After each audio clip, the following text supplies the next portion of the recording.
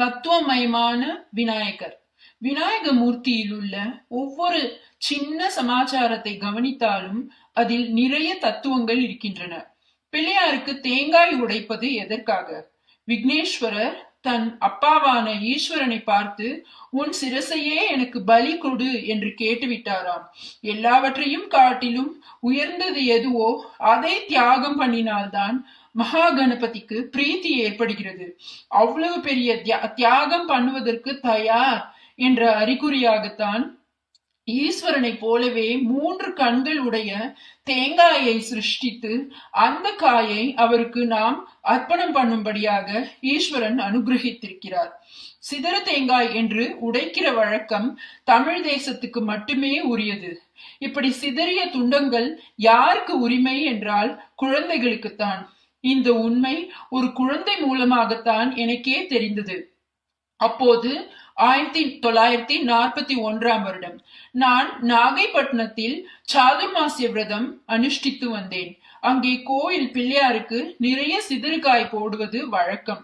காயை உடைக்கவே இடம் கொடுக்காத அளவுக்கு குழந்தைகள் ஒரே நெரிசலாக சேர்ந்துவிடும்.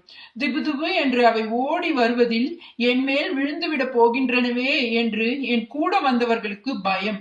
அவர்கள் குழந்தைகளிடம் இப்படி கூட்டம் போடாதீர்கள், விலகி போங்கள் என்று கண்டித்தார்கள். அப்போது ஒரு பையன் டான் என்று பிள்ளையாருக்கு தேங்காய் போட்டுவிட்டு அப்புறம் எங்களை இங்கே வராதீர்கள் என்று சொல்ல உங்களுக்கு என்ன பாத்தியதையும் என்று தெரிந்தது. அகங்கார மண்டையோட்டை உடைத்தால் உள்ளே அமிர்த ரசமாக இளநீர் இருப்பதை இந்த சிதறுக்காய் உணர்த்துகிறது.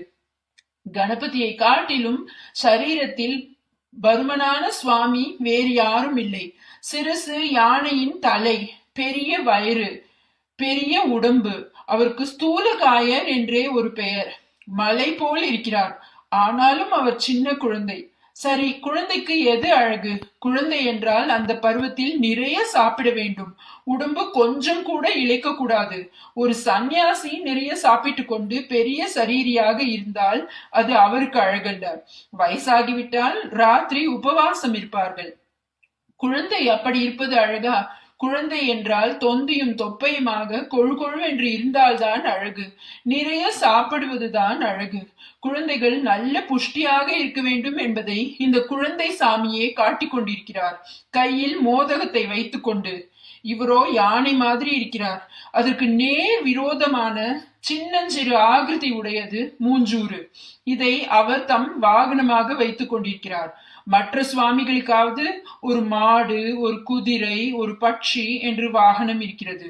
இவரோ தாம் எத்தனைக்கு எத்தனை பெரிய சுவாமியாக இருக்கிறாரோ அத்தனைக்கு அத்தனை சின்ன வாகனமாக வைத்துக் கொண்டாலும் வாகனத்தினால் சுவாமிக்கு கௌரவம் இல்லை. சுவாமியால் தான் வாகனத்துக்கு கௌரவம்.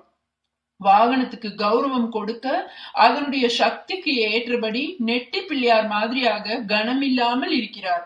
அதற்கு சிரமம் ஏற்படாமல், ஆனால் அதற்கு மரியாதை, கௌரவம் எல்லாம் உண்டாக்கும்படியாக தம் உடம்பை வைத்துக் கொண்டிருக்கிறார். ஸ்தூலகாயரான போதிலும் பக்தர்கள் இருதயத்தில் கணக்காமல் லேசாக இருப்பேன் என்று காட்டுகிறார். ஒவ்வொரு பிராணிக்கும் ஒவ்வொரு அங்கத்தில் அதிக கௌரவம் இருக்கும். சௌரிமான், கௌரிமான் என்று உண்டு. அதன் கௌரவம் வாலில். மயில் என்றால் அதற்கு தோகை விசேஷம். தோகையை மயில் ஜாகிரதையாக ரட்சிக்கும். யானை எதை ரட்சிக்கும்? தன் தந்தத்தை தீட்டி வெள்ளை வெளியேர் என்று பண்ணுகிறது என்றால் அந்த கொம்பில் ஒன்றையே ஒடித்து அதனால் மகாபாரதத்தை எழுதிற்று. தன் அழகு, கௌரவம், கர்வம் எல்லாவற்றுக்கும் காரணமாக இருக்கிற ஒன்றை காட்டிலும் தர்மத்தை சொல்கிற ஒன்று, நியாயத்துக்காக, தர்மத்துக்காக, விந்தைக்காக எதையும் தியாகம் பண்ண வேண்டும் என்பதைத்தானே தந்தத்தை தியாகம் பண்ணி காட்டியிருக்கிறது. சுவாமிக்கு கருவி என்று தனியாக ஒன்றும் வேண்டியதில்லை. எதையும் கருவியாக அவர் நினைத்தால் உபயோகித்துக் கொள்வார் என்பதற்கும் இது உதாரணம். ஒரு சமயம் தந்தத்தாலேயே அசுரனை கொன்றார். அப்போது அது ஆயுதம். பாரதம் எழுதும் இப்போது அதுவே பேனா. நமக்கு பார்க்க பார்க்க அழுக்காத வஸ்துக்கள் சந்திரன், சமுத்திரம், யானை ஆகியன. இவற்றையெல்லாம் எத்தனை தடவை எத்தனை நேரம் பார்த்து கொண்டிருந்தாலும் அலுப்பு சலிப்பில்லாத ஆனந்தம் பொங்கும்.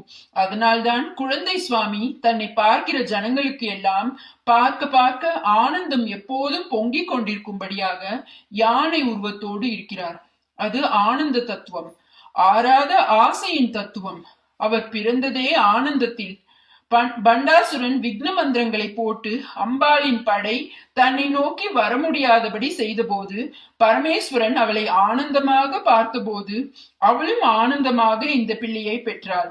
அவர் விக்ன யந்திரங்களை உடைத்து அம்மாவுக்கு சகாயம் செய்தார். அவர் பார்வதி பரமேஸ்வரர்களுக்கு பிள்ளை. இந்த உலகத்துக்கே மூலத்திலிருந்து ஆவிர்வவித்ததனால் அவரை நாம் பிள்ளையார் பிள்ளையார் என்றே விசேஷித்து அழைக்கிறோம். எந்த சுவாமியை உபாசிப்பதானாலும் முதலில் விநாயகருடைய அனுகிரகத்தை பெற்றுக்கொண்டால்தான் அந்த காரியம் விக்னம் இல்லாமல் நடைபெறும். அவரையே முழு முதற் கடவுளாக பிரதான மூர்த்தியாக வைத்து உபாசிக்கிற மதத்துக்கு கானபத்தியம் என்று பெயர். பிள்ளையாருக்கு எதிரே நின்று தோப்பு கர்ணம் போடுகிறோமே, அதை நமக்கு எல்லாம் சொல்லிக் கொடுத்தவர் மகாவிஷ்ணுதான் என்று ஒரு கதை இருக்கிறது. ஒரு சமயம் மகாவிஷ்ணுவினுடைய சக்கரத்தை அவரது மருமகனான பிள்ளையார் விளையாட்டாக பிடுங்கிக் கொண்டு தம் வாயில் போட்டு கொண்டு விட்டாராம். பிள்ளையாரிடமிருந்து திரும்ப பிடுங்குவது முடியாது. அவர் மிகவும் பலமுடையவர். அதட்டி மிரட்டி வாங்கவும் முடியாது. ஆனால் அவரை சிரிக்க வைத்து சந்தோஷத்தில் அவர் வாயில் இருந்து சக்கரம் கீழே விழுந்தால் எடுத்துக்கொண்டு விடலாம் என்று மகாவிஷ்ணுவுக்கு தோன்றியதாம். உடனே 4 கைகளாலும் காதுகளை பிடித்து கொண்டு ஆடினாராம். விநாயகர் விழுந்து விழுந்து சிரித்தார். சக்கரம் கீழே விழுந்தது. விஷ்ணு எடுத்துக்கொண்டு விட்டார். தோற்பி கர்ணம் என்பதே தோப்பு கர்ணம் என்று மாறியது. தோற்பி என்றால் கைகளினால் என்று அர்த்தம். கர்ணம் என்றால் காது. தோர்பி கர்ணம் என்றால் கைகளால் காதை பிடித்துக் கொள்வது. விக்னேஸ்வரருடைய அனுகிரகம் இருந்தால்தான் லோகத்தில் எந்த காரியமும் தடையின்றி நடக்கும். தடைகளை நீக்கி பூர்ண அனுகிரகம் செய்கிற அழகான குழந்தை தெய்வம் பிள்ளையார். அவரை பிரார்த்தித்து பூஜை செய்து நாம் விக்னங்கள் இன்றி நல்வாழ்வு வாழ்வோமாக.